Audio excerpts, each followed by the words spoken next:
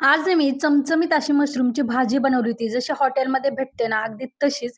तर मशरूम पहिल्यांदा मी स्वच्छ करून घेतले. त्यानंतर ना अशा स्लाइसमध्ये कापून घेतले आणि त्यानंतर कांदा, खोबरं आणि थोडीशी दालचिनीचा तुकडा आणि विलायची घेतली आणि ते सगळं भाजून वाटण बनवून घेतलं.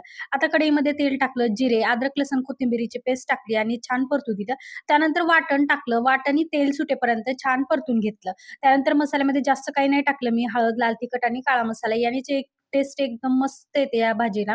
त्यानंतर हे सगळं टाकल्यानंतर मिक्स करायचं आणि आपले मशरूम टाकायचे आणि चवीनुसार मीठ टाकायचं आणि व्यवस्थित मिक्स करायचं आणि झाकून ठेवायचं. मशरूमला थोडंसं पाणी सुटतं, त्याच्यामुळे पाणी लगेच टाकायचं नाही. थोडी एक वाफ आली की मग नंतर पाणी टाकायचं. आता मस्त मशरूमला मसाला लागलेला आहे. थोडंसं पाणी टाकायचं कारण आपण मसाला ग्रेव्ही बनवत आहोत.